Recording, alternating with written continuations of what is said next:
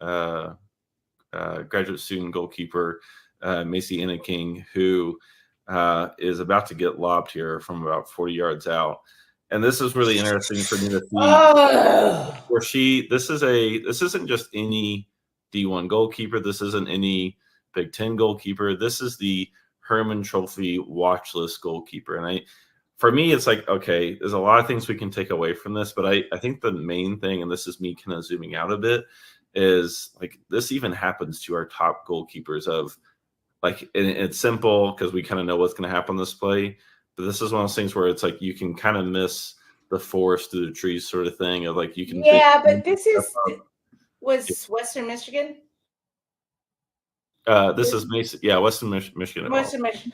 This is scouting, 100%, because Western Michigan knew that she's a high off her line. She never looks up. She doesn't. Maybe takes a little peek there, but this is, guys. If you have a chance, if you have a moment, take a shot from distance because she might be caught off her line, and she is. And here's the deal. I don't really think she's in a bad position. This is what, 50 yards out? I mean, off that angle, like it's close to, yeah, it's very. So she shouldn't be on her line, right? Because, okay, hypothetically right now, if number 5 or 9 or whatever it is slots that ball onto that oncoming runner who's like on the far right side, if she slots that ball, now you're supposed to be off your line so you can eat that up, right? Yep. So I'm not really saying she's in a wrong position, but what I'm saying is she's flat and she has to know she can get chipped at any time. This is one of those things that's like it's frustrating to watch because I know she's a good goalkeeper, but I think we all can see this. It's like that. It's not a great goal to give up.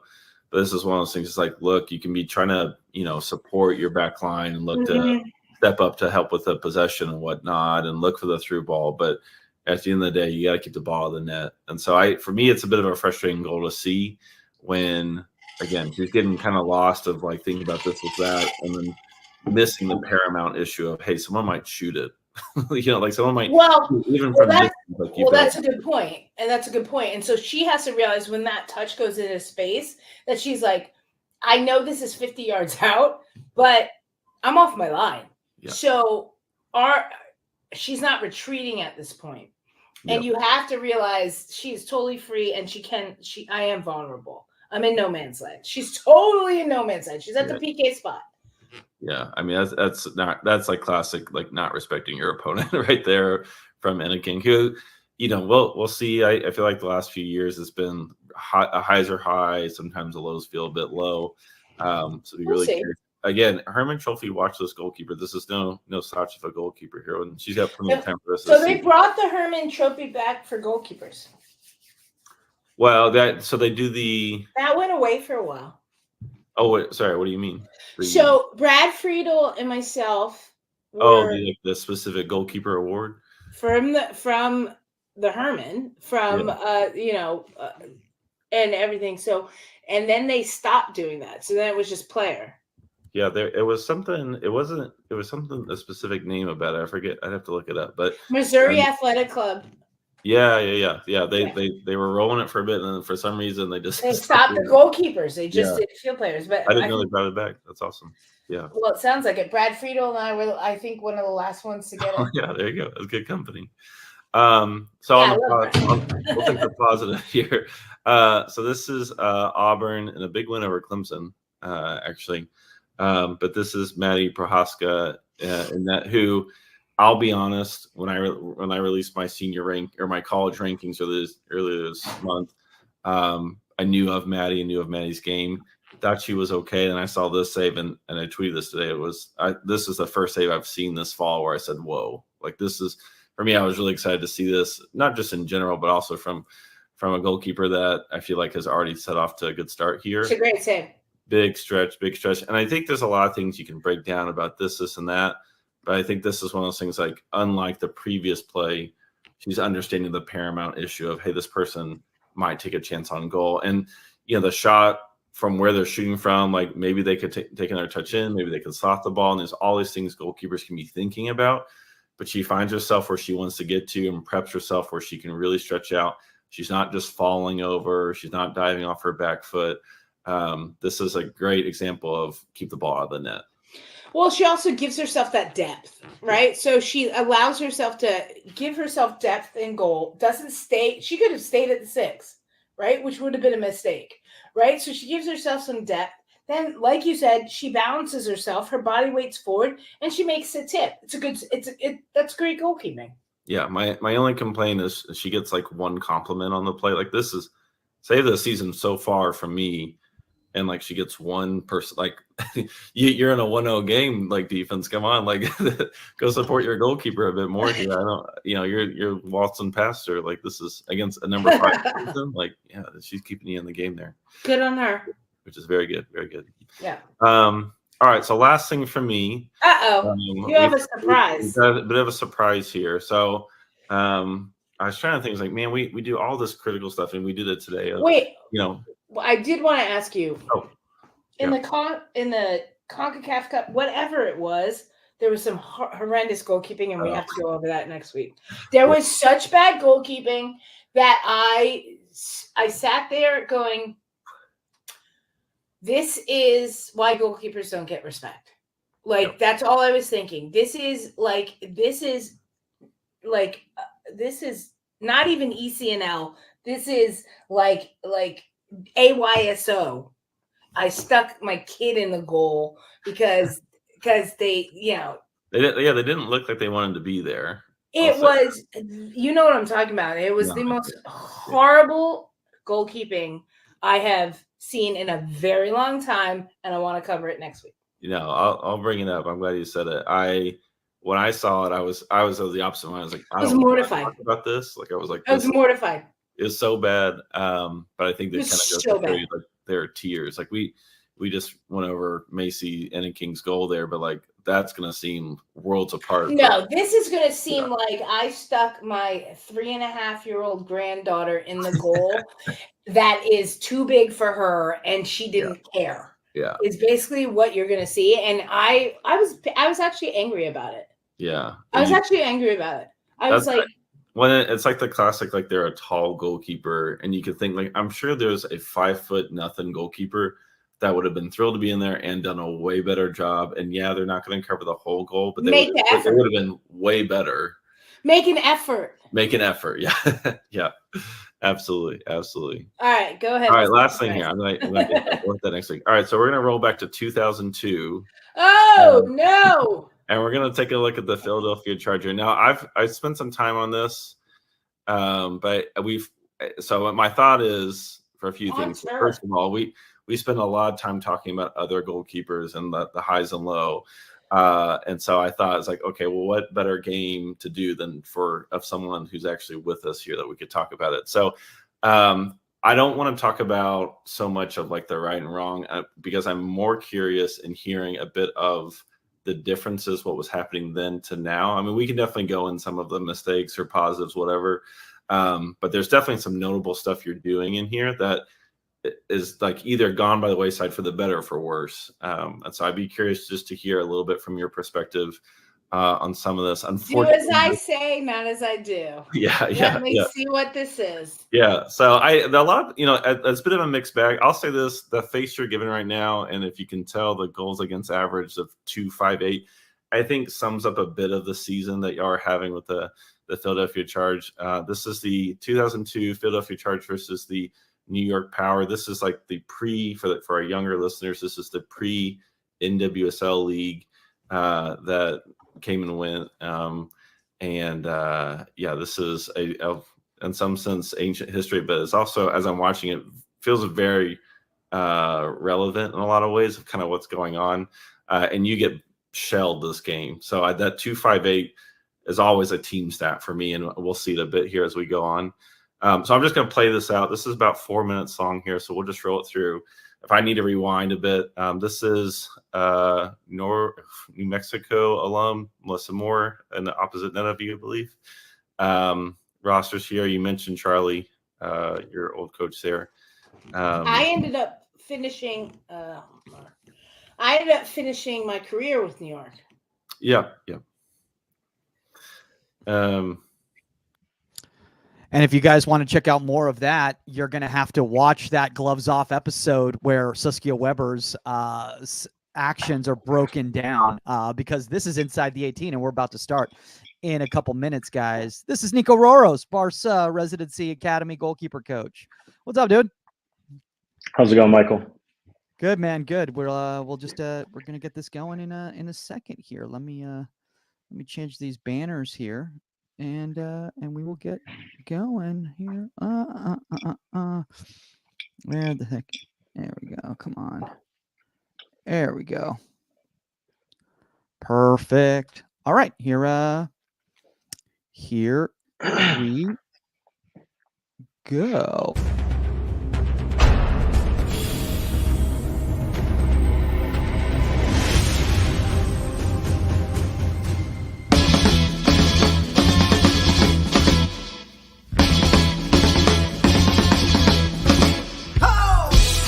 Welcome to Inside the 18. I'm Michael Magid, live from Hollywood, California. With me, with no 99 World Cup winner Saskia Weber, because she's getting ready for more NWSL action going on this weekend. You know where you can find all those shows: Amazon Prime, Ion, ESPN, Paramount Plus, CBS, NWSL Plus. Every plus there is out there. You can watch those games going on. Bally's Plus. I don't know. There's a lot of pluses out there. But joining us to fill in on those shoes, we have Barca Residency Academy goalkeeper coach Niko Roros. What's up, dude? What's happening? How are you? I'm good, man. I'm good. I'm excited. I'm excited that we're back on the air here. For some of you guys out there who might not be familiar, we've been a little bit busy this summer. Obviously, Saskia's been busy with her NWSL games. We've also been wanting to get the Gloves Off show with Bill Reno nice off and running. So we've taken a little bit of time off Inside the 18. And we've also got a lot of really cool things going on for the union in regards to partnerships and collaborations that we've been working on behind the scenes. So it's been a little bit difficult to record, but finally found a Friday where I was available and that Niko was available. So we were able to make this happen. So, Niko, first off, catch up, everybody. Last time that you were on the show, you were in the women's game at UMBC, and now you're at the very secretive Barca Academy. Yeah. It's been a fun few months. Parted ways with UMBC at the end of May. Had a small stint with Nani's team at the TST tournament as a match analyst, which was insanely fun. Through over the weeks, had some good conversations with different people and found my way here to the Barca Residency Academy in the US. I mean, the craziest thing about that, dude, is especially the TST tournament, because, like, first off, I thought you were playing in the TST tournament. And I was like, dude, Nani scouted Niko out there at Rome City and was like, you know what? I need this guy as my goalkeeper. And then I started seeing the lineups of the teams. I was like, "Oh my, okay, Niko, big time." And then you're like, "No, I'm just the guy with the glasses and the duct tape in the middle doing the analytics." So. Yeah, it was a good time. Great run, great people, awesome experience. So, and you got to connect with Saskia out there, right? Because she was coaching the Angel City team, right? Yeah. We bumped into each other a few times. I caught, I think, the second half of her game against Wrexham. It was a nice little win for them. And then, got to chat in the team village, we'll call it. No. And then after that, you actually were doing some more analytics stuff outside of just that TST tournament, right? You were doing some stuff for some other teams? No, it was just a Nani team. Okay. So at the time, I was, I went away for a few weeks with them. I was a director of coaching at a Pipeline Soccer Club in Baltimore, and made a transition here about a month ago. Okay, so let's talk about that. First off, very different weather situation you got going on right there than in the Maryland, DC area. How did this all come about? And first off, why don't you explain a little bit about the residency program for some people who are not out there? They're like, "Oh, is Niko at La Masia? Where is he right now?"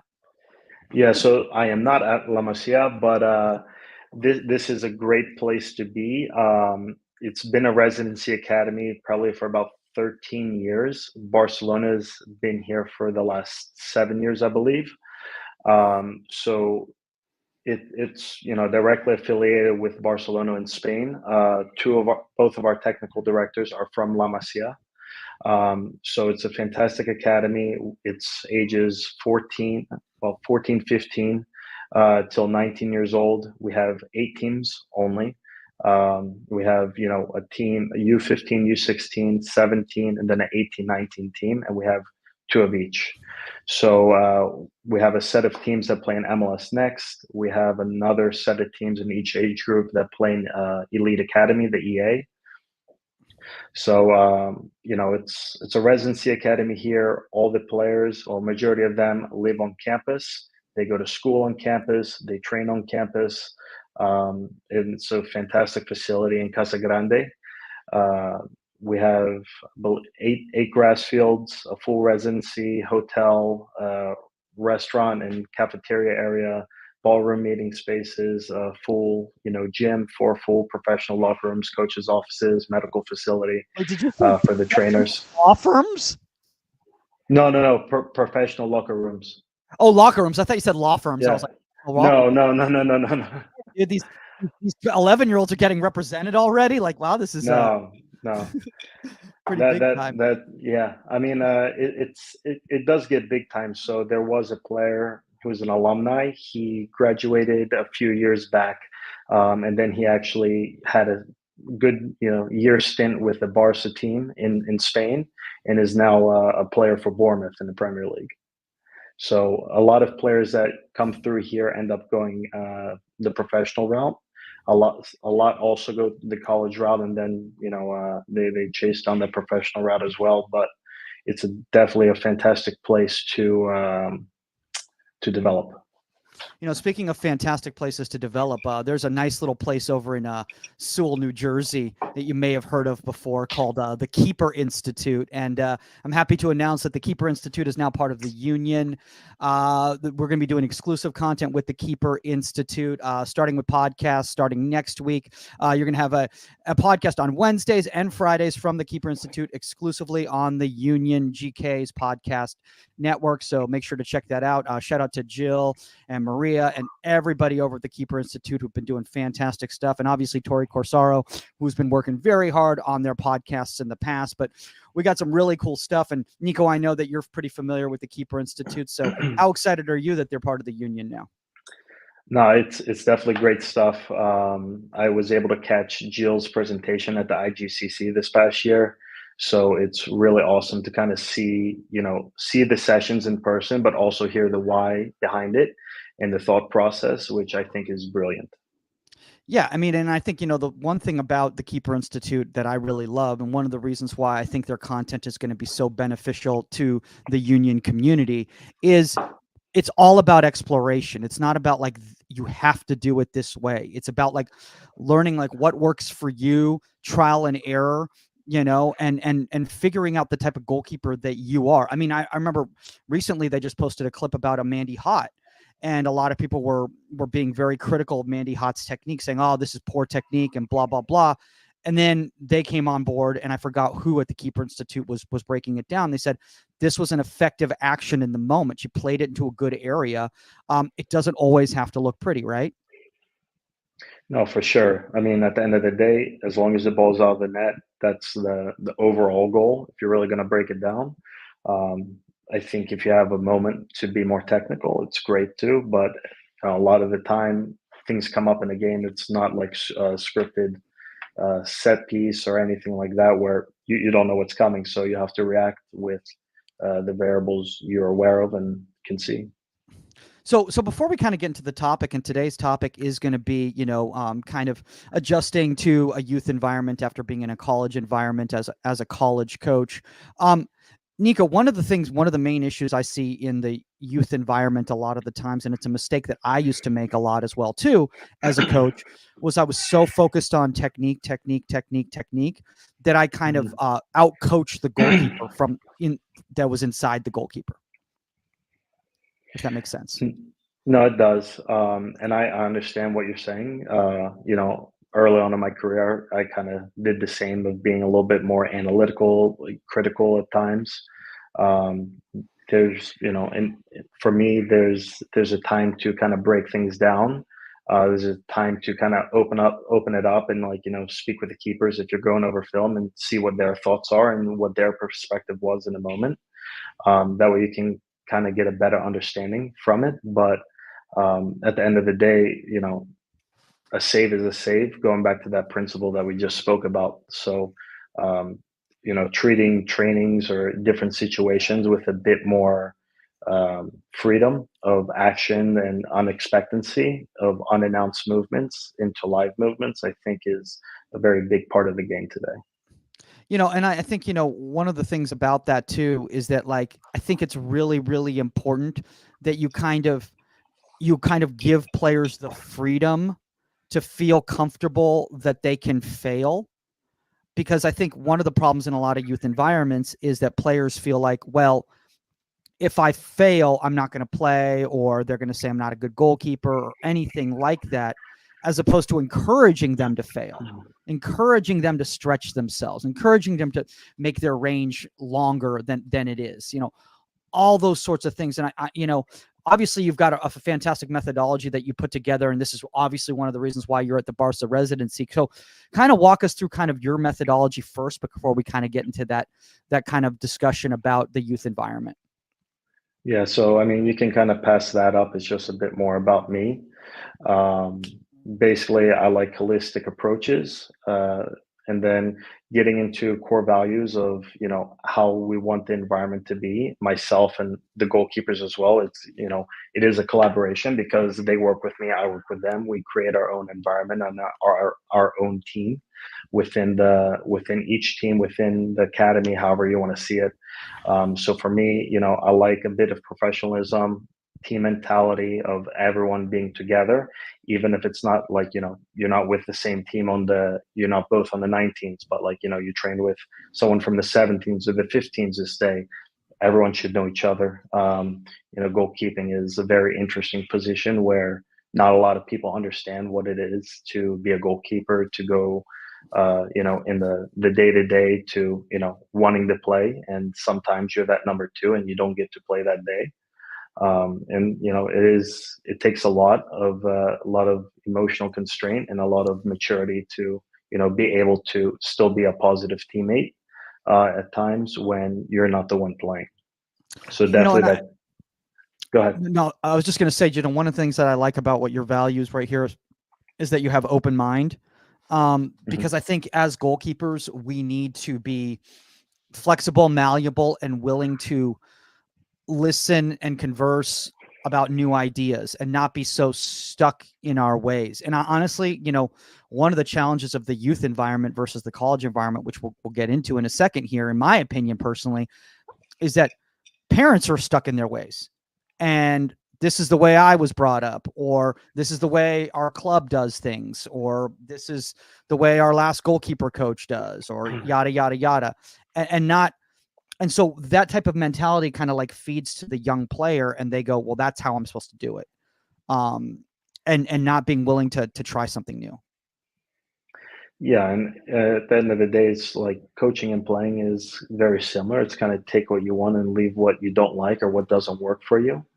And that goes through our culture, our work ethic, mentality, being respectful with one another, and continually to push each other to get better. I think is huge. To be able to be competitive respectfully within your training environment is how everyone gets better, and doing that with kind of a professional approach is very important. And not that you have to have like a professional environment, but even like the minute and mundane things of a training of dressing properly, like having sleeves, having your gloves on as soon as we're getting started, coming prepared for the training. Just those little things makes a bigger difference, sets a standard. It's amazing, man. I mean, some of the times, like, I'll have a young player show up and it's like, dude, you realize we just wasted 15 minutes of this session that could have been utilized so much better for you and be much more productive because you weren't willing to get there 20 minutes early. and get this all out of and get this all away. And I understand, and this is one of the challenges of the youth environment versus the college environment, is that carpools and parents and the other kids' schedules and all those sorts of things. But that's where the communication has to come in with the parents. Now, obviously, you're in a residency program, so it's a little bit different. But why don't you kind of talk about like the primary differences between that youth environment and the college environment? Yeah, I mean, it's a good question. So, I mean, in both environments, you have the team setting, and with that, you have a different approach to the game of wherever you're at. So it's understanding kind of the background and the methodology of what message you're trying to convey, what phase of the game you're trying to build. The college season's really split up into two seasons: a competitive season in the fall, and then more of a developmental season in the spring. Where in the fall, it's a strict regimen of, you have this day off, we have match day -2, 1 match day, then match day +1, -2, and continues that cycle. And you have a lot of quick turnaround time, prepping for matches, prepping the players, and then also kind of you have to balance the roster at times depending on injuries, suspensions, and whatnot. Compared to a residency academy where it's throughout the whole year. We have players that have different goals and ambitions. So at the same time, you want to understand that player, but also have them understand that this is not like a short season. We have to find a longevity of it because we play now until May, June, if we make, or when we make playoffs, I should say, hopefully. Well, one thing, Niko, that I kind of want to bring up really quickly, and I think this is one of the challenges for a lot of young coaches that come from a college environment and get a job at a youth club. Now, again, most people are in an environment that's not a residency program. They're in an environment where it's more of an independent club, or it's supplemental to their club training. Is that a lot of these young coaches try to can command their behaviors the same way as they're when they were working with 21-year-olds, 22-year-olds, and you are literally working with children. So how do you change those behaviors? Because can you be as tough, quote unquote, on a 11-year-old as you can be on a 22-year-old? For me, it doesn't even come down to toughness or not tough or hard on players. It's kind of the coaching style. Each coach has their style. Everything kind of works for that individual or it doesn't work. A big part of it's like, what synergy you have with the players. It's, creating a good foundation of, player coach relationship of, okay, like, you understand how I coach, I understand kind of how you play, and then finding a balance in there. And it's my job to kind of help manage that. It's my job to keep it fresh, stay creative, and keep them on their toes and, push them, in moments of situations. Oh, I haven't done this type of training before.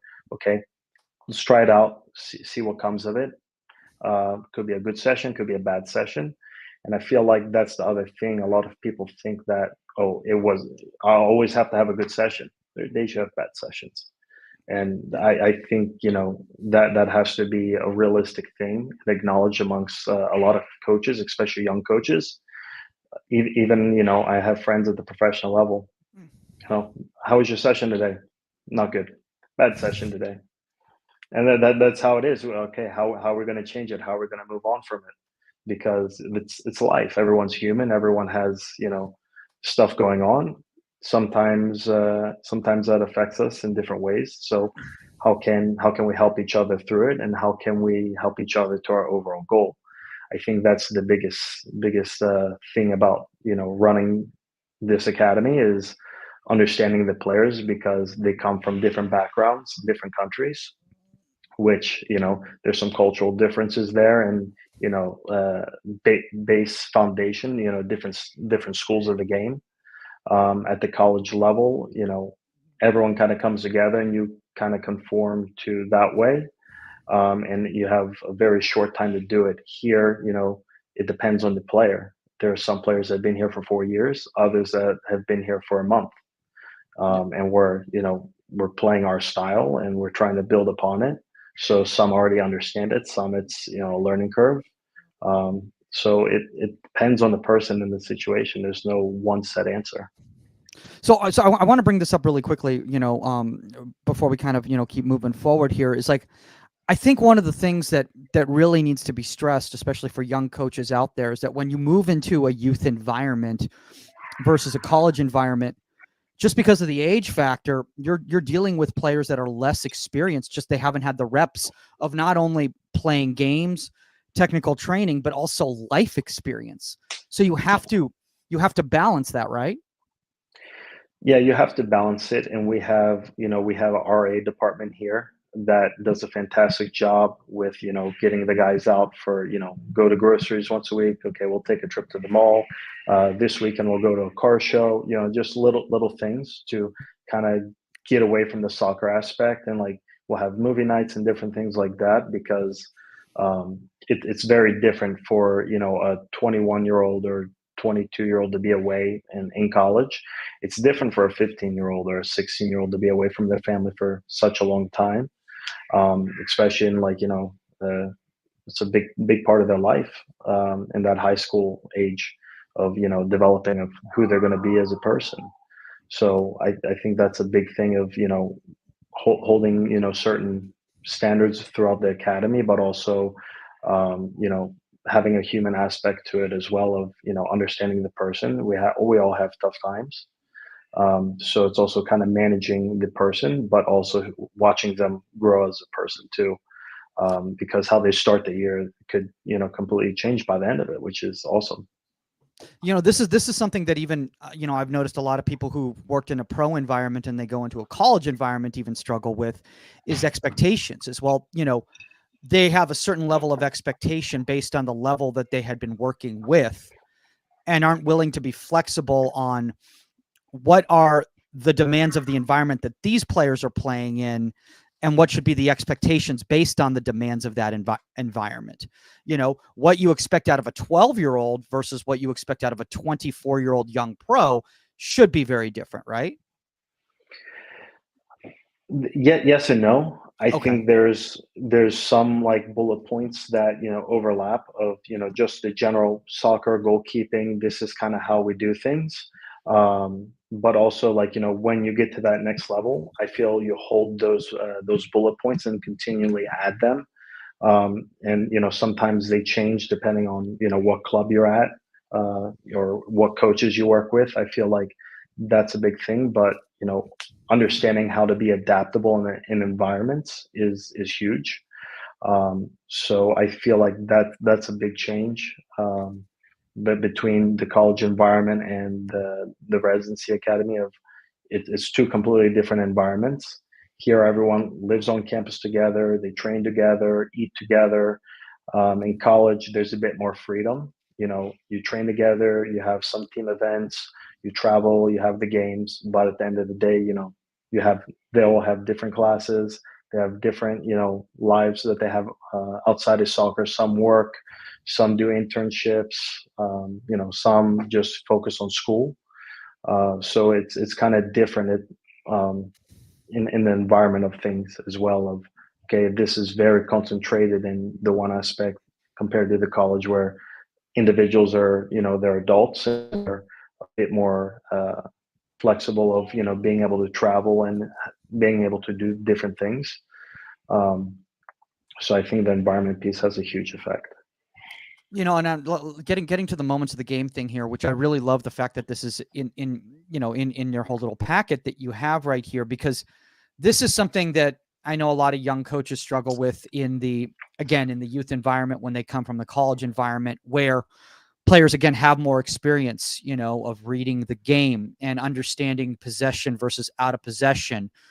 And I know that one of the biggest problems personally, I think in the youth game is there's so much this is a tongue twister, compartmentalization of session design. So it's here's possession activities, here is out of possession activities versus the ebb and flow of the game. how can we as coaches who've been involved in higher level environments bring this to the youth game so that they grow up like this as opposed to having to reintroduce it as they get older? I mean, for me personally, I've always liked the aspect of, when we have a live part of the session of, okay, the ball's played in once and then it's live. It's free and active play of, whoever's not in goal really taking in the role that they're playing. Okay, are you playing a striker? Are you playing attacking mid? What's your objective when you're playing that position? To score. Okay, how am I going to do that? I have to bring the ball down. I have to, have a touch. I can pass to a teammate. I can have a shot. So for me, a big part of it is trying to be creative enough to have those players understand the other positions on the pitch, what it's like to, to possess the ball. Okay, I lost it in this 1v1. How can I recover it? So I think, it's important for them, for players to be exposed, it's important for them to be exposed. Now you got me tongue twisting. I mean, dude, hey, To the, compartmentalization is literally a tongue twister. Exposed? yeah, I don't know, Niko. I think you've been getting too much sun in Arizona. So probably I got a nice tan, but oh, you definitely, dude. I was looking at the yeah. pictures. But a big. Oh, go ahead. No, I was just going to say, moving into the possession play Yeah. area right here. This is, I think, where a lot of coaches who've been in a college environment struggle when they go to youth players. Again, these are very, very profound concepts. It's very hard for a 9-year-old and a 10-year-old to understand this. So we need to be able to get our points across in a way that they're going to understand it, right? Yeah. So I mean, you also have to kind of be creative within the age range that you're coaching. So to bring, like, some really complex ideas to very, first experience of goalkeeper, it's not going to be it's not going to flow that great, I don't think.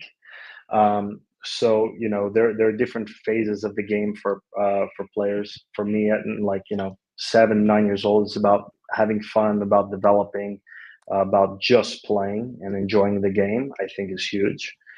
From there, okay, can we learn how to train? Okay, now we're train to develop, train to compete after that, and then you're training to win at the more senior level. So that I think for a player to understand what we're trying to do with this particular possession chart, you can probably explain it to them. I would say maybe like 15 and older. I think they would start to kind of grasp it. But anything younger than that, or a player that might not have this comprehension of the game, I think it's important to, okay, how can I be creative within my session to expose them to have to make these types of actions. Okay, what can I set up? How can we make a situation of okay, playing around, and in that space I'm either going to be playing with my feet, or I'm going to be rolling the ball to the player, most likely playing through. That's far enough a distance. Okay, I can throw the ball, find a 2-bounce throw into a goal. How can I force a player to execute these actions without understanding? Okay, let's just go through the motion of, okay, how can I have a free flow and understand, okay, in this area, this is the type of ball I can play, this context or this texture of the ball that's played. I think is important for the younger age groups, but finding a technical foundation first and foremost. Tactical can come later on, where this falls in, is the base premise.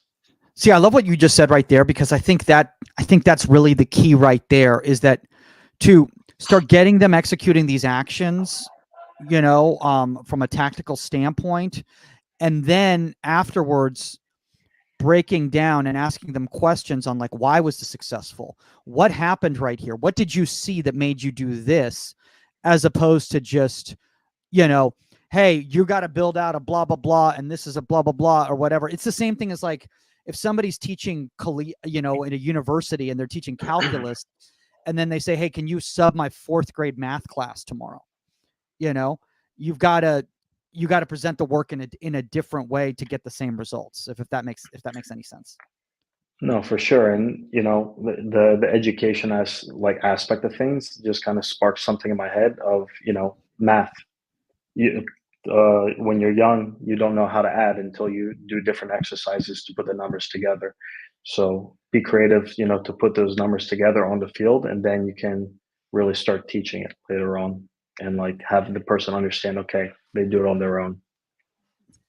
Yeah, and I think that's extremely important. If you look at it, if you go from a basic build, build out. And I always explain this to a lot of young players and stuff, is that, like, when they come into a new environment where maybe they're being challenged or they're being exposed to different techniques or a different understanding of the position by an educator than they may have been in before, is that there might be some steps back from where they were in their old environment. And that's okay, because you're going to take those steps back in order to get to, you might have to go back to step A when you were at step C in order to be able to get to step F, if that makes sense.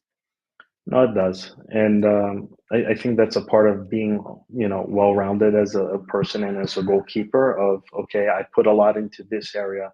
Now the other side of the plate's a little bit unbalanced. So sometimes you have to take away to kind of balance the plate a little bit. So let's talk about the attacking third in the youth game versus in the college game. I'll be honest with you. You're 12 years old. The attacking third, that might as well be on the moon. Like, we're Yeah. like, that's going to take 7 years for the ball to come back. And that's where you start getting the hands on the hips, the kids getting disassociated with the game. And I find a lot of times at the youth level, players don't really start getting involved and activated until the ball passes the neutral third. Is that something that you've recognized too? In general, yes. But I see it as a big opportunity of, okay, they're disengaged. Question, how can we get them engaged? So, then I put myself in, okay, when I was a player, what did I think? Okay, I'm stepping up, I'm finding, my line that I want to hold, that I want to be at. How can I be a supportive player within my own half to my teammates? If the ball is cleared, okay, can I have a touch, and then can I be a part of the attack now? But also a big part of that is communication. What information can I give in the possession moments when we have possession of, okay, how can I communicate to players? I have, one of the best views on the field. I see straight down everything in front of me. What information can I give to my teammates to help them make decisions? It's not only in the recovery moments of when we're defending, of giving, little points of communication, because then at that point, if we're in our defensive third, I can only say so much because I'm focused in on the ball. I have to react if an action is taken by the other team, compared to when we're in possession and the ball's in our attacking third. Okay, I'm a bit more relaxed. I can see more. How can I help guide my team? It's interesting that you just said that right there in regards to the communication aspect, because I think this is something where, like, when you're working with college players, again, their outfield players have had more experience and they're a little bit more tactically savvy in the game. And, like, I see this all the time. 11-year-olds, hey, did you blah blah blah? It's like, well, they're not listening, or like they don't do it. They're not doing anything or whatever. So, like, what advice do you give to, like, a young player who's like 11 years old and they're dealing with an 11-year-old out left back who's not, keeping the shape they want or the supporting play that they want, or, like, how do you get them on the same page? Because I think one of the problems is, we're talking about youth development, is that confidence to be able to speak to these players that are in front of them, because these are peers, and these Yeah. people and these kids are still developing and they're still insecure in who they are. No, I understand that perspective. I mean, at the senior level, it is different because everyone has their own individual personality for the most part, and it's still developing. But there's a personality, there's a presence there. With some youth players, they're still finding that presence.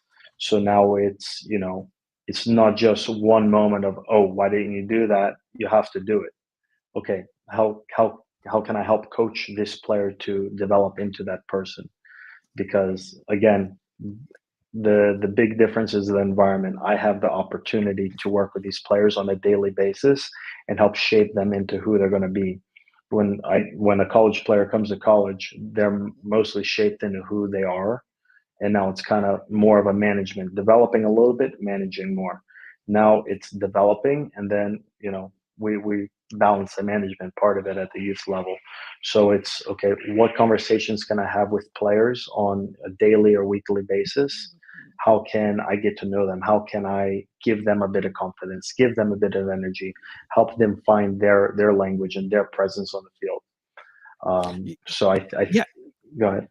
No, I was just going to say, one of the things I was just thinking about in regards to like college environment versus a youth environment. College environment's very much a sprint versus a marathon of the youth environment, where like you've got years and years and years to develop and build these young goalkeepers. College environment, it's like you need to get results from this goalkeeper so you can get success on the weekend, in the midweek, that sort of thing. Like, yes, you have your red shirts and your, and your reserve keepers and everything like that. But in regards to like the overall goal of the program is like, let's get results. Yeah, and it's a very competitive environment, so it's not straightforward all the time. There are different variables that come into it. At the youth environment, you more play kind of like your methodology and how the way you play, compared to the college level, where you play the way you play, but you also prepare for who you're playing against. When I was at the college level, I would go into Y Scout and I would scout the last 3 games of the other team. Okay, who's hitting what type of balls? What areas of the fields are they crossing the ball from? What flank attack are they using? Where are their shots coming from? And then, okay, how can we expose these types of actions to the players in the days leading up to the match? Compared to the youth level, where I don't do that too much, it's now okay, how can we develop you in some different areas to help you become a more well-rounded goalkeeper? How can we develop you to play how we want to play in the game on the weekend? Yeah, I was just thinking about that. Like, you can't go on Y Scout and go like, all right, let me check out the U12 Sereno Eagles matchup from the past week and see how that worked out from a scouting standpoint. So it is a lot more of a individual development, a standpoint. I want to talk a little bit about out of possession versus in possession, because I've talked to some college coaches, and they say at the collegiate level that they've focused a lot more on in possession, and then recovery into out of possession. And at the youth level, they focused more on out of possession, and then in possession is something that they more introduce at the older ages of youth development. Do you agree or disagree with this?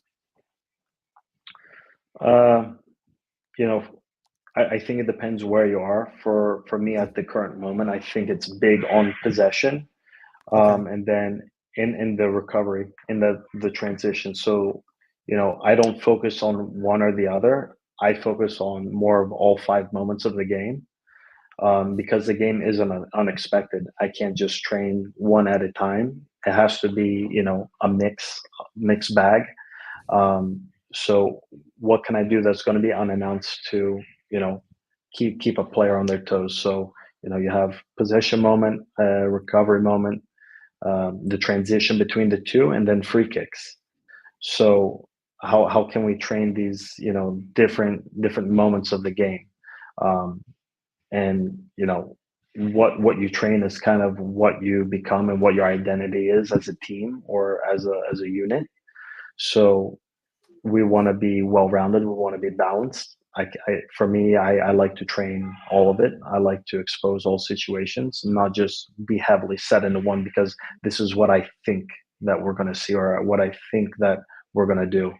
Um, you know, our job as coaches is to develop the players, to expose them to situations and actions, and have them make the right decisions come the game day. I can't, be a PlayStation coach where I'm telling every action to do. There has to be a bit of freedom there for them to make their own decisions.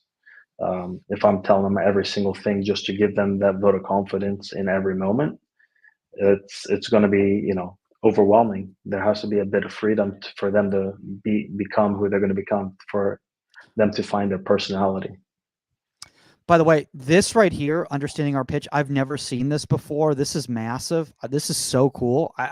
This is one of those brain exploding moments for me. I'm like, man, why didn't I ever think of this? Breaking it down from these different little zones of the entire field, as opposed to just the three components. Why don't you talk a little bit about like how you talk about this with like youth players? Because like, how do you explain like, what do you do when the ball's in zone 10? So I mean, with this diagram in particular, it's just kind of understanding where the ball is in a very specific area, and then kind of, okay, where are we at as a team? So it's different if the ball's in zone 10 and it's a breakaway ball. Okay, we have to have somebody step delay, compared to, okay, it's a free kick from the zone 10 area. Okay, where are we going to have our back line? Where should I be on the pitch? What are the options for the ball to come in? So for me, this is a big part of, our defensive phase, more so from zones 1 to 9. There is an attacking aspect of it, but I really focus more on the defensive side of it. So a lot of crosses come in from zones 4 and 6. Okay, so within your 18-yard box, or within your goalkeeper area, I should say, you have, three options of, okay, the ball's going to be more nearsighted, it's going to be more central, or it's going to be far. How can I read the trajectory of where that ball's going? So it's kind of, understanding starting positions, understanding, balance of where players should be. But it's also good when you get into free kicks from zones like 1 to 6. It's a bit different, because there's, you break down the pitch from 1 to 18, and then you have 18 to 36 to the midfield. So kind of understanding, okay, what type of, like, I still track, what actions are done, even at the youth game. Okay, we've had a lot of free kicks, a lot of corner kicks.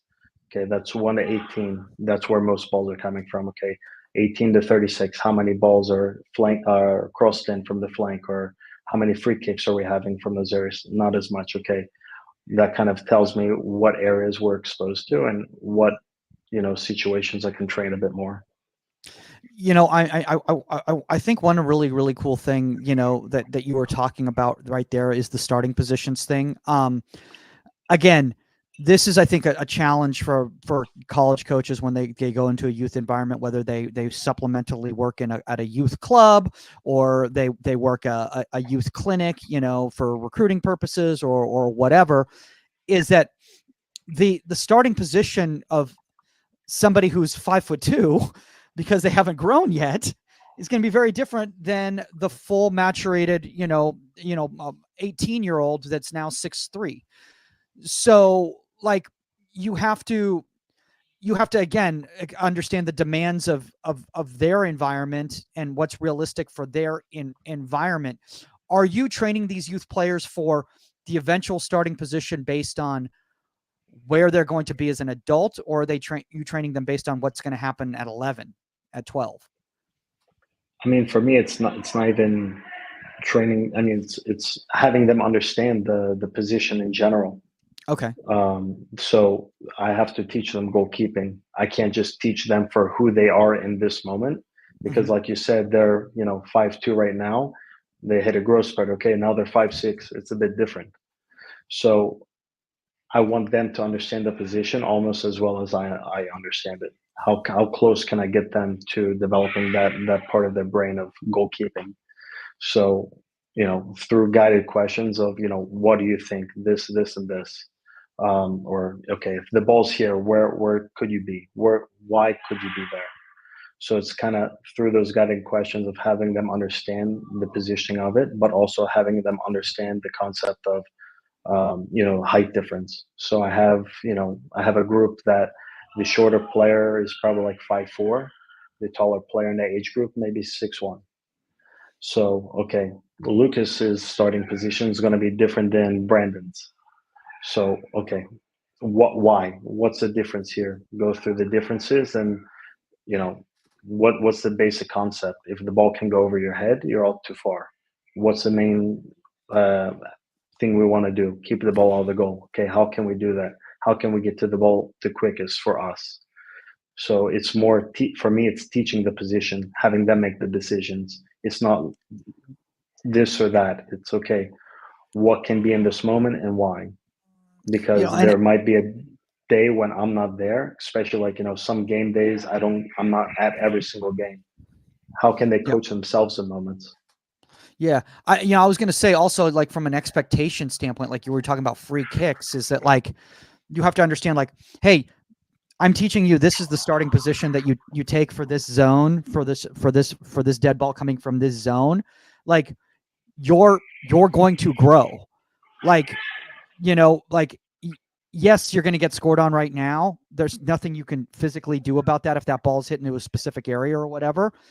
But I'm teaching you the right, I don't want to use the term right, a successful position for when, as you grow with the game, eventually it's going to work. Eventually it's going to work for you. And don't get frustrated about those balls looping in over you and all that kind of stuff. Yeah, I think that's a big part of it. And the other thing that goes with that is the emotional piece of it, because there are going to be a lot of times you get scored on. Sometimes you're also going to make the right decision and make the save. And I think that balances with experience of, okay, I'm going to get scored on more early on in my career, but once I'm exposed to, okay, that ball coming from that area so many times, I'm going to be able to read the trajectory better, the time it better, to get to that ball better through learned experiences. So I think having that approach to it is very helpful, because you also have to be very positive at times, where a lot of times the goalkeeper is going to be really hard on themselves. They don't need someone else being absolutely hard on them too. Okay, how can we pick you up? How can we coach you through this moment? Forget about it. Move on to the next one. It's done. Because it could be 20 minutes into the game and you still have the rest of the match to go. If you're going to be down that early on, you have to find a way to press on. This is something really interesting that you just brought up right here that I'd never seen before. And it's making me think of like preventative goalkeeping, essentially, is like taking a defensive mentality to attacking. So like, what do you mean by that, just by like in layman's terms, for maybe like a youth player that's listening to this? Yeah. So the layman's terms version of it would be, try to understand what the other person is thinking. And that kind of goes back to what I was saying earlier with, okay, when we're in the unannounced and the live part of our training session, okay, you're in the striker position, fully take in what it feels like to be a striker. A lot of, like, all goalkeepers, they want to play the field every now and then and score a goal. Okay, do it, but how can we learn from it as well? Because there are different types of actions. There's anaerobic fitness and why am I forgetting the other one? Aerobic. Yeah, aerobic fitness. Okay, there's two types of fitnesses. Okay, and goalkeepers and field players, they're very different. Field players, more longevity through pace. Goalkeepers is a lot of short sprints. There's even, when it comes down to testing, it's very different. So our actions as goalkeepers are very different as field players. We have the only ability to use our hands to control the ball most of the time, other than throw-ins. Okay, so now that I'm in this striker, in this field position, I'm going to be doing different actions. How can I have a different sense of touch? How can I understand, okay, when the ball comes in, it might bounce into this area if I don't have a good touch. Okay, what's it feel like when I'm under pressure, when someone steps to me? So now I'm a goalkeeper, I'm a striker, and the goalkeeper has closed me down for a 1v1. If I'm the striker and you've closed me down for 1v1, I know what it feels like to have that pressure. What are my options? How big is the goal, and how small is the goal? So fully take in that perspective of what it is to be a striker, what it is to play that other position in a moment, because then that's going to help you organize your team, but also help you defend against the other team.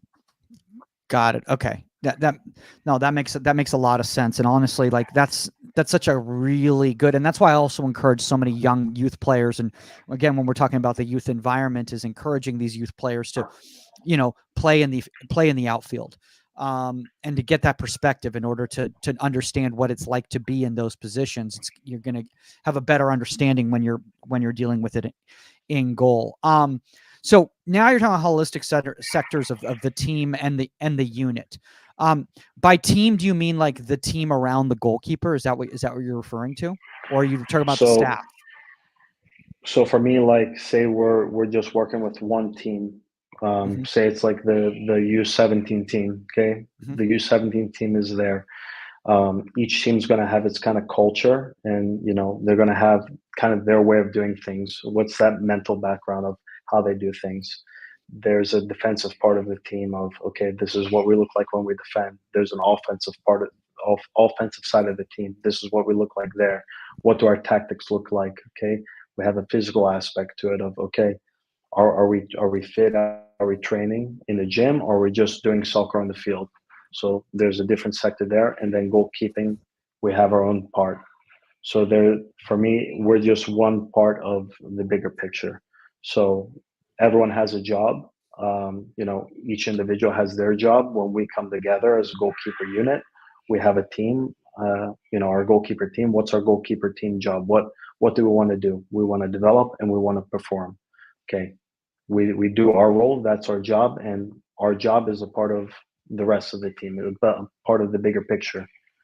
So training is just to train. When at the end of the day, the head coach is gonna put the starting lineup out there. He's gonna manage the team, and I'm gonna be there to support and have a line of communication on both sides, from the goalkeeper side and also the coaching staff side.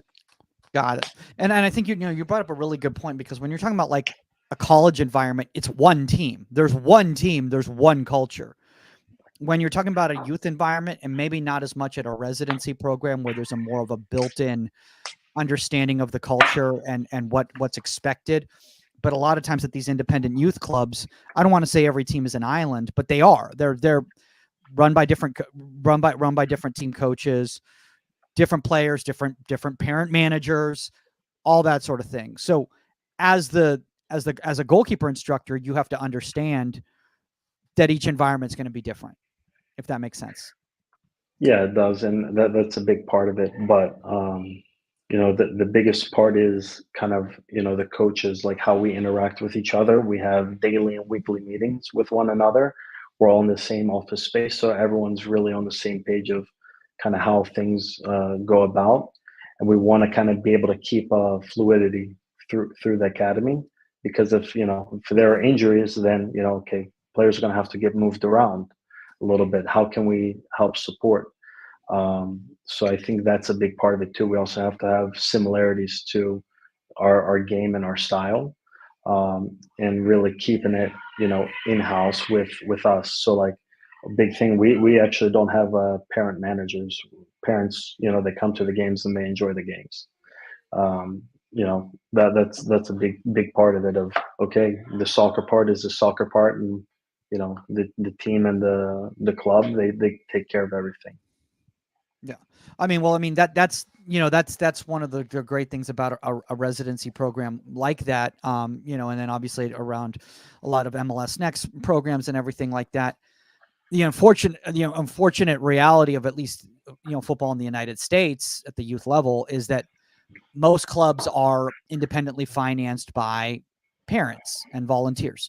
And because of that, their resources, they tend to go towards parents to help in these positions. Does that provide a challenge for the staff, you think, Niko? I don't want to put you on the spot here. I want you to be able to get a job in another environment if you ever need to. But what do you mean by? Well, what I mean is that, like, that? Like the challenges of, like, okay, there's no, obviously a residency, you don't have parent managers. But if you're at, Hollywood Soccer Club, the U10 team, the U15 team have managers and their parents, and they're different types of people.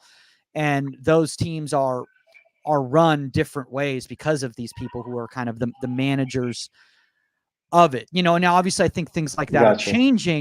are changing, you know, but that's the reality for most youth players and youth parents today, still in the United States. Yeah, and there's nothing wrong with that. I think, you know, to lend a helping hand and to volunteer time like that, it's a big part of the sport. You know, this just so happens to be a different type of setting. This is our Of course. situation here. Yeah. I think, you know, for clubs that have, you know, parent managers and people involved, I think that's a part of the game. There are different levels to the game. There are different, you know, areas of the game, and at, you know, more of the local level, we'll call it, because here we have players from all over the country and from different countries as well.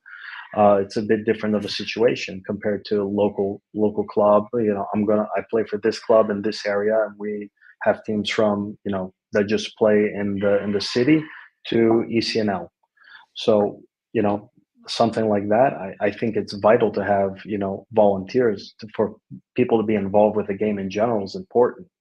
The game is for everyone, and you know, some people like more the managerial side of it and administration of, okay, I'm helping the team by, you know, filling this role by carding players for the club, and they enjoy it. I think that's fantastic.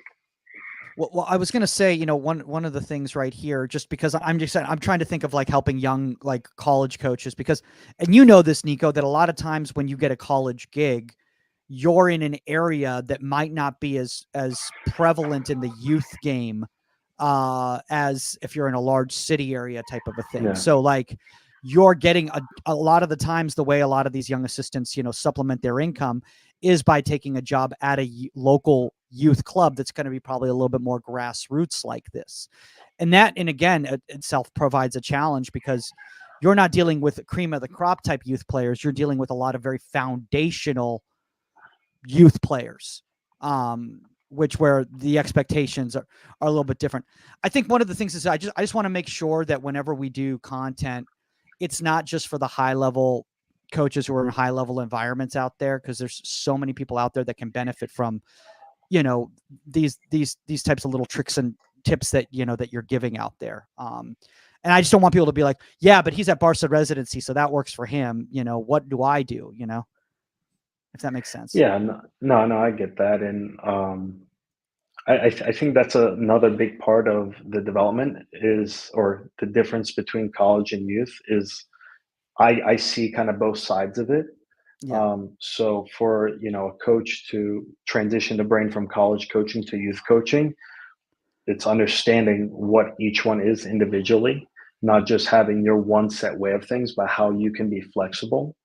Um, and you know, the players out there, of, you know, if they're a college player, a youth player, of having to understand that, okay, you know, this coach's brain might still be in this area for a minute because they're thinking about the training last night or what happened. So I think there's more to it, in the sense of, um, just compartmentalizing, what area you're working in. You said that a lot better Because than me. You didn't get tongue twisted there. So I stuttered there for a second so I could figure out the process of it. But I just want to talk about really quickly about the brain, because I know we're starting to run long here on time here, but like one thing I love about this here is you breaking down the understanding of the brain of the player. And when I'm thinking about the youth player, like, you know, when you get a college player, like the way their brain works is probably the way their brain's going to work for the rest of their lives. Like that's just how they're wired. Now, do you think you can change the way that a youth player is wired, or do you think you have to understand how they think and then deal with it that way? I mean, in the youth game, you have to understand the way the player thinks, kind of also their background. And I think it's very different being at a residency academy compared to a local club. Here, everyone is on campus, so it's a more controlled environment compared to, you know, a local club. Okay, they have family members, they have friends. Who's telling them what? Their friend comes to the game and they're like, "Oh, what was this? Why'd you do that?" what voices are they hearing? Because the voices and the feedback, especially adolescents, that they hear, kind of creates a presence in their mind of questioning, oh, why am I doing this, instead of, okay, what can I take in from this? So big part of it is what voices are they hearing and what are they hearing, I think, is a big part to that development. By the way, is somebody screaming in the background over you? Is somebody okay? Did somebody step on a nail? Like, what's going on? No, they're all good. They're in the PC area here. Looks like they're playing soccer tennis, so it's getting pretty competitive. Oh, gotcha. Okay. They're kids having fun, like in the focus of youth development, right over here. Okay. I was like, is there a haunted house taking place behind you? What is going on back there? I like the fact that you put in youth development here, biological age versus actual age, because again, at the college level, chances are those probably match up, but at the when adolescent level, those might not match up at all. You might have a 12-year-old that is biologically 18, and you might have another 12-year-old that's biologically 8. Mm-hmm. Yeah. And that at the youth game, it's a big part of, observing that area to kind of see, okay, where they might go with it. I've had a goalkeeper in the Baltimore area, and she's always been tall. I think she's like 6'2" or 6'3" now as a 14, 15-year-old. So it's kind of understanding that, because that affects the training as well. What coordination do they have? How fast have they grown in this period of time? Because that technique is going to change. They've grown 6 inches in a year. Okay, I can't just have a light step to the side. I have to have more of a push, or I have to kick out a little bit to get to this low ball now because of my height. I think that the height affects their actions a little bit, and how you can continually develop that technique with how they're growing. Yeah, and I think that's a really good point in regards to like developing the technique as they're growing, as opposed to developing technique based on where they are today. I think that's extremely massive, and I think that's where like the results issue comes into play when you're talking about the youth game. Is that like especially at the grassroots level, like a lot of outfield coaches, team coaches, you utilize the goalkeeper as an accessory for success for their team, as opposed to the actual development of that goalkeeper. And again, at the college level, they are an accessory to the success of the team. Mm-hmm. At the youth level, it's about their individual development, in my opinion. Yeah, I mean, for me as well, it's more about their development than it is about winning. You can win quick, and you won the local tournament this weekend. Fantastic, you won it with the U8 team. What are you teaching them? Who are they going to be next year? What foundation of the game are you leaving them with? That's my big question. And for me, my biggest investment and my best interest with players of that age is trying to have them enjoy the game, have them love the game, and teach them it properly, not just kick, run, shoot, and hope for the best. It's okay, how are we going to play? Why are we going to play like this? And trying to have them think for themselves. Yeah, I love that what you're saying in regards to adolescent development. And again, this is something that if this is stressed at the youth levels, once they get to a college coach, they don't have to spend all their time on this, is the pushing the level of cognitive decision making. When I talk to so many, and this because you've been a college coach, when I talk to so many college coaches, they say, everyone at these everyone at these showcases can catch a ball, can strike a ball, can move their feet, and yada yada, and play a side volley, and yada yada. Where they all struggle is the decision making aspect, and recognizing the scenario and appropriate actions for those scenarios. So how do we develop these at the adolescent level so that is not something you even have to worry about once you get to the college level?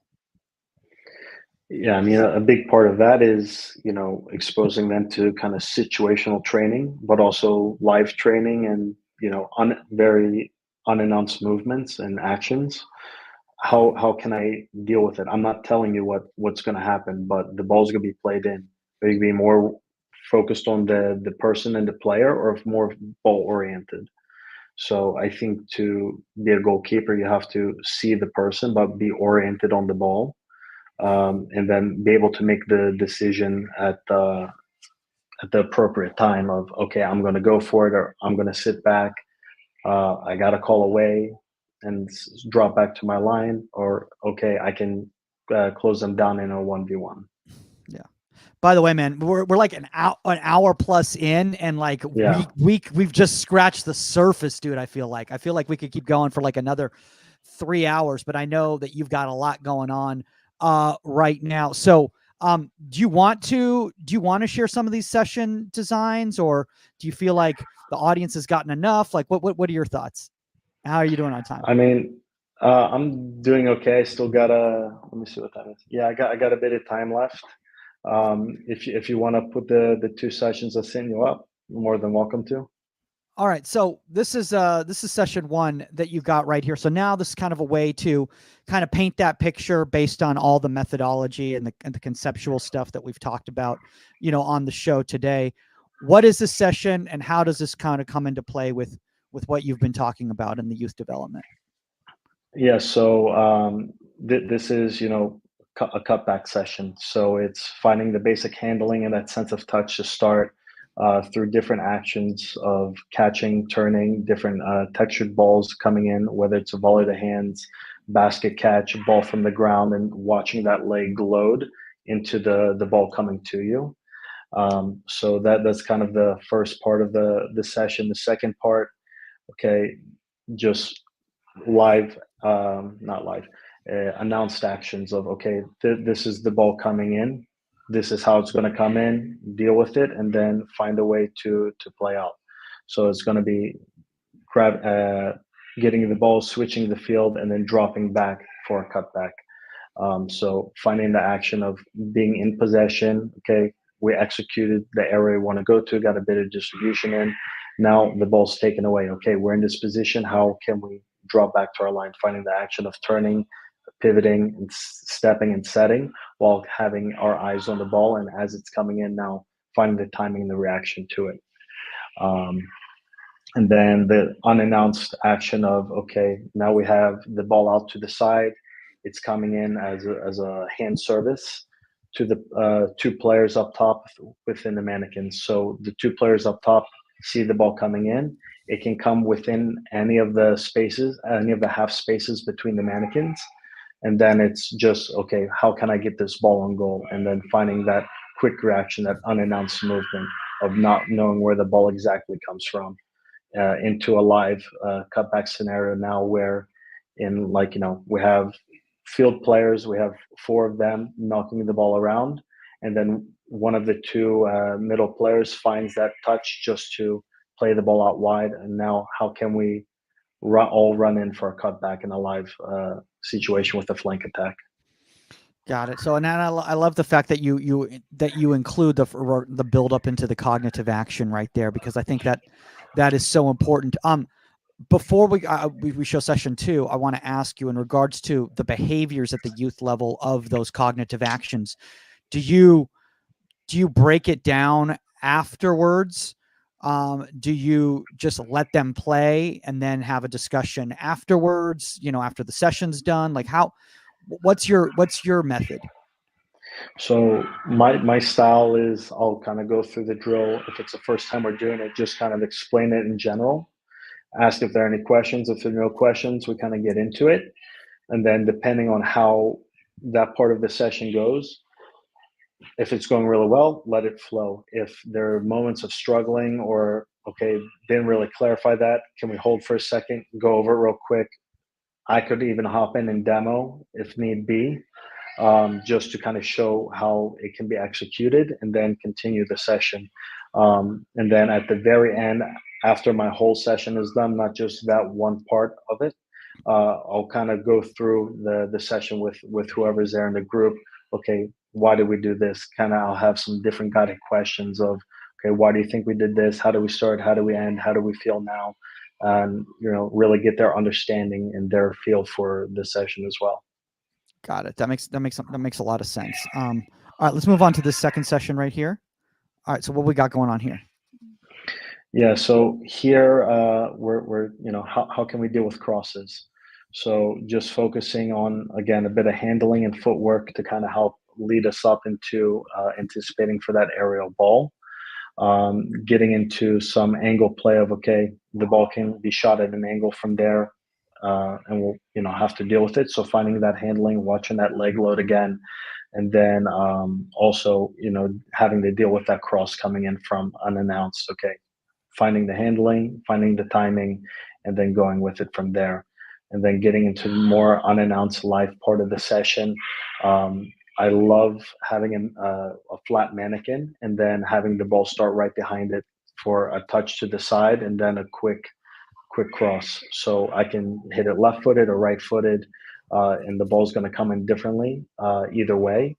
But then we also have the live part where I don't always have to cross. I can also pass the ball to one of the other players and have them now have a touch forward for an angle play or a 1v1 with a goalkeeper. So tying in just that general handling with the different actions we want to be exposed to what it's like in a live scenario, what situations we can potentially deal with. Got it. Okay, that makes a lot of sense. And obviously, when you're talking about like these live crosses and everything like that, like, again, you're trying to make these realistic to the level that you're coaching at, so that it's the realistic cross. Like if you're working with like 10 or 11s, it's going to be very different type of service in the box than it is 15, 16, right? Yeah. Okay. Yeah. It's different at all levels. There's some goalkeepers that are younger that could be more advanced and be able to deal with the ball. So it's understanding of who you're working with and how you can also push them to grow. So if it seems too easy, how can I challenge them a bit more? If it's too hard, okay, how can I adjust for the session and, maybe take a bit off the ball or play a different type of ball in? Got it. Okay. Well, dude, I think we've gotten a lot of information out there for people. So like, guys, just make sure if you've been listening to this, definitely make sure that you watch the video as well too. There's a lot of really great information in all of Niko's content right over there, and maybe we'll post that on the app too, so people can check that out if they missed it on this episode. Niko, I know things are very private right there at Barcelona, so I'm not going to ask you to share any plug anything that you got going on, because you probably can't say what you got going on. But obviously, if people want to reach out to you on the Union platform, it's at Niko Roros. Is that what it is? I believe so. I got to let me double check right now because I don't remember off the top of my head. I believe. Well, you've had a busy summer, dude. You've had a busy summer. Yeah, I've been a bit all over the place. Hopefully we'll have that fall edition of My One Perspective coming out soon.